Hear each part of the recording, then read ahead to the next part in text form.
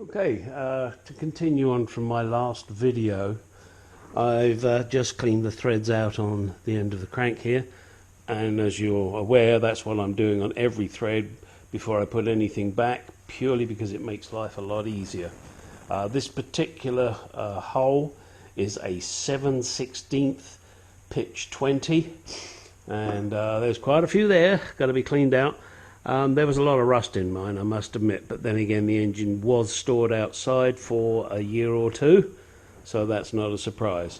I've also given the crank another polish as best as I can. I did it manually using good old microfiber and this Autosol metal polish, stuff that I brought from England, and it seems to have worked rather well. Now, I know the crank isn't perfect, but it's certainly good enough for the moment. As you can see, these have come out quite shiny. There are a couple of marks there, but that's right in the center of the bearing where the oil flows.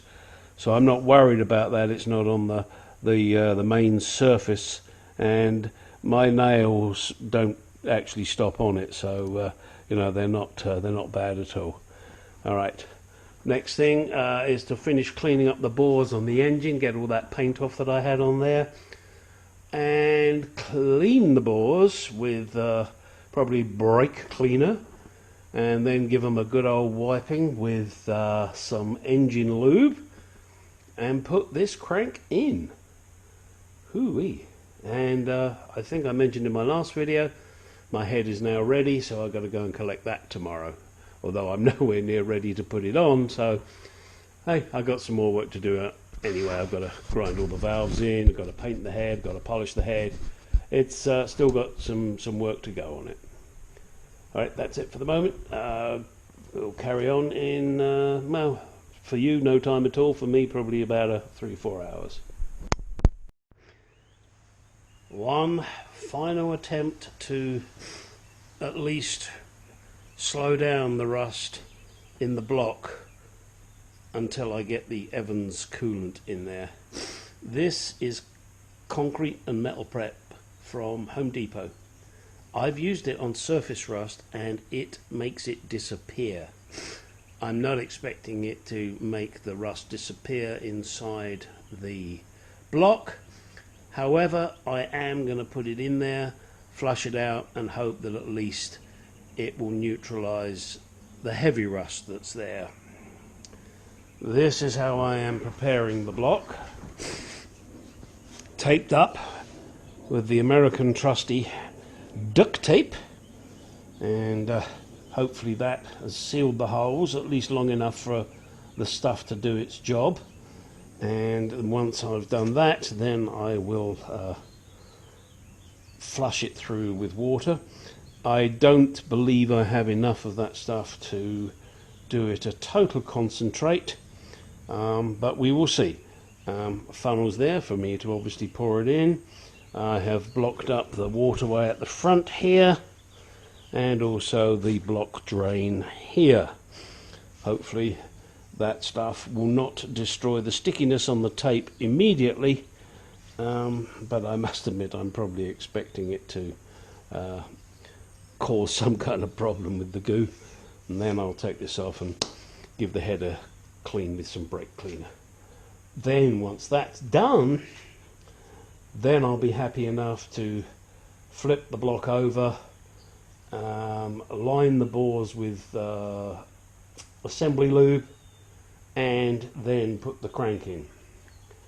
Exciting times. Okay, the block is as ready as it's going to be. The bores, as you can see, are nice and shiny. Why? Because I have lined them with assembly lube. Now, I know that means it's going to smoke a bit when I fire this up later this afternoon. Yeah, right. But it is essential to keep rust away, and also when those pistons go up and down, it'll give them something to rub against. And there's nothing like being rubbed against. Well, as long as it's somebody you want. However, we're ready now. I will be lubing all of these just to help the bearings slide in. Then I will be putting the bearings in and lubing them. Then I will rest the crank in there as gently as I possibly can. And then we will put the caps on again, lubing everything. Fingers crossed, it will go relatively easy. And, well, let's get on with it. Okay, here we are. This is part number M7118LC. These are the main bearing shells. Let us open them. Yes, that knife is sharp.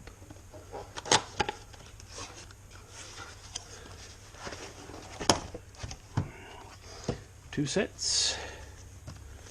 Okay, 1, 2, 3. 1, 2, 3. 1, 2, 3, 4. 1, 2, 3, 4. Okay, everything is there. The main bearings, of course.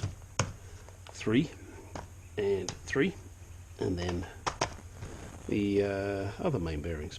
They're all called main bearings.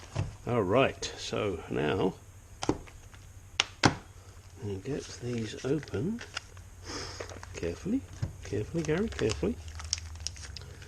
And let us start with one set. They're both the same, in case you guys are not aware of that. Obviously one is for the engine side and the other is for the cap side. So here they are. These are all standard. So let's go over and have a look over here, and we can see exactly where they're going to go. It's going to be one there, one there, one there, one there, one there, one there, and one there. But first, we are going to put some assembly lube. And I hope you guys are actually seeing this. What I'm going to do is just put a daub. And I can tell you guys, this stuff is sticky as hell. Those of you who've ever met STP, I'm talking about the oil additive, this is like that, really sticky. Now, do I need to do it here? Probably not. But I'm going to. And one in the middle.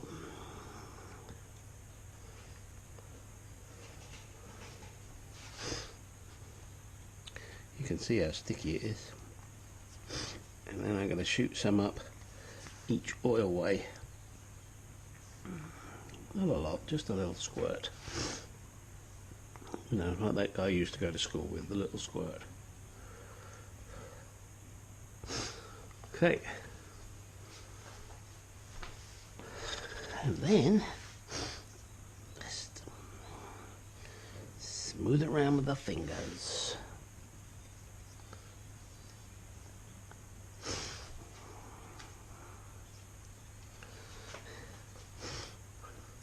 So they shouldn't move, but this is good for it. All right. And now, one gets the cap, noting the notch. And the notch obviously has to go there. And you just slide it in. And it locks into place. And of course the lube also does help this. Same here. Each time. Just push it in. Make sure it's even. Push it in. Same thing. All the way along. Not rocket science, but you've got to do it right.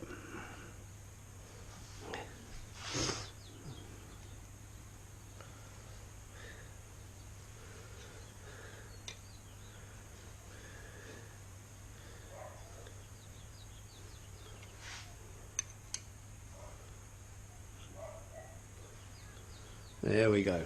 Alright, so now all the shells are in. My next phase is to lube up all of the shells. And this I'm going to be a little more generous with.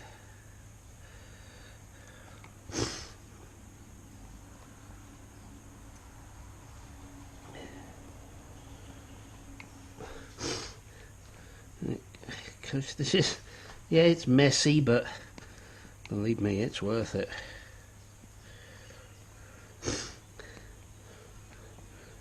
Remember, I'm probably not going to be starting this engine for months. I would like to, of course, but you have to be realistic about it.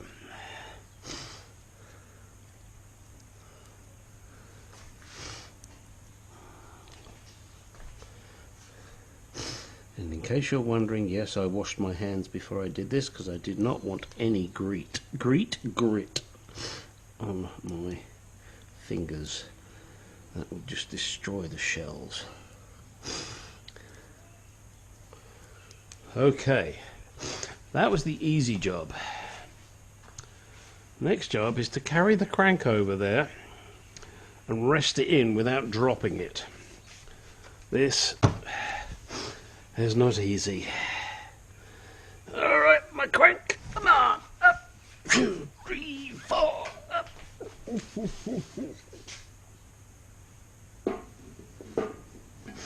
Don't drop it. Wow. It's been a long time waiting for this. Ooh. Ooh, baby. That moves.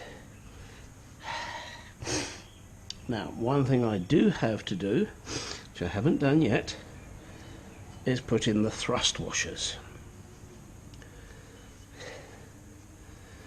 And there is a reason I've done that. It's because I just want to make sure this all moves okay. Alright. Just a second here. I just want to wash my hands one more time. Alright. Next phase is to put the main bearing shells into the caps, and also insert these little beasties, which are the thrust washers. They go on one of the main bearing caps only, which is this particular one. And we also have the bolts ready, and the shims, and the various brackets. And one bracket short, I've got to find that one. Then, once we've done that, then we can get round to torquing these puppies down. We will, of course, be consulting the wonderful manual. Alright, I'm not going to let you watch me do all of these because it's the same as we did on the crank. You just put them in, slide them in, sorry, on the block is what I mean. See? Real simple. Find the tab goes there. Make them slide around and in, nice and easy. It's real easy to do. You could train a monkey to do it, which is why I'm doing it. And there you go, you see? Done. Well, at least those are. And then there's these, and I said I wasn't going to let you see me do it, but what the hell. I'm there now, so we might as well finish it off. And they all go in very nicely. And I will be putting in this one last because this is the one with the thrust washers in, and it's always a little tricky. So I'll be doing that in a second or two, and I will show you how it goes. Alright, okay, they're ready. I will now move them over to the block, and then we will insert them. Alright, here we are over at the block. I'm going to start with this one here, adding some nice loopy doopy. Just smear it around. Now, one thing to note is you will see there's a pin here, and this is offset, so it offsets to there. So that way you cannot get these caps the wrong way round. Now you can get them confused, however, on there it says SHF6. On the block here it says SHF6. You can't really get that wrong. If you can, oh dear, then you should get someone else to put your engine together. Does it matter that much? Probably not. But it's always best to keep things where they came from. And this is number 5. Right there.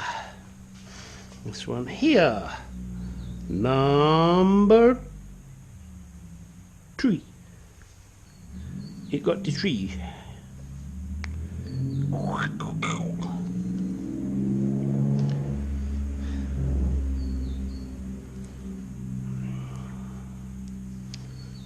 Okay. And see how easily they just plop in, Mr. Ploppy.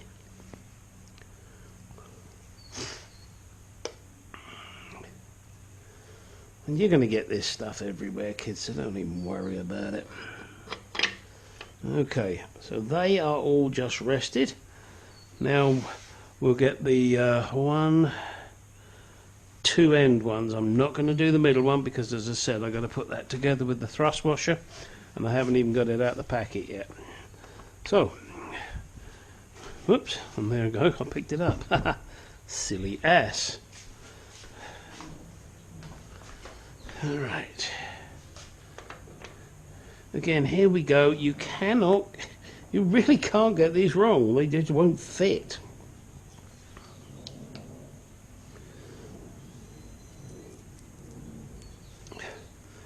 The offset pin, big pin. So, there it goes. And this one here, again.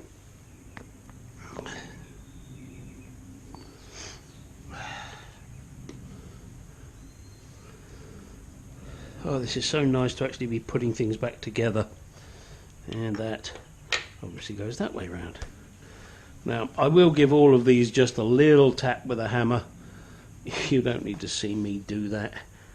Alright. So everything there looks good. Yep, I'm just going to get a hammer, rubber hammer, and tap those caps down, tap the cap, and then get that one ready with the thrust washer. I will first of all assemble it dry because I want to check the clearance. Once I've done that, as long as the clearance is okay, I'll assemble it with some lube. Alright, in order to check the end float, as I mentioned, I have put the thrust washers in dry so that I get an accurate reading.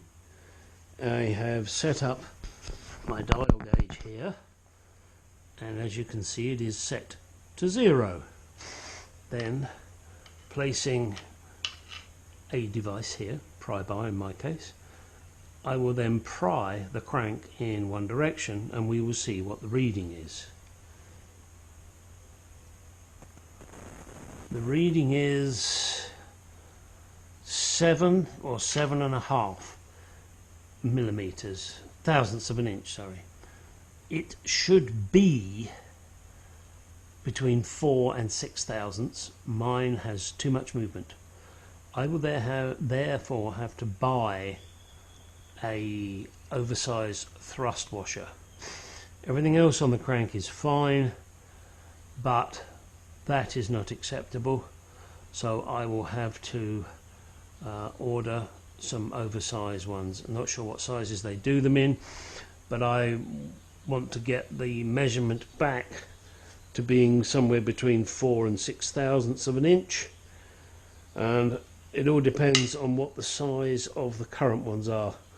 I'll take those out, put them on my micrometer and see, so that I know what size I need, assuming they do different sizes. That'll be interesting.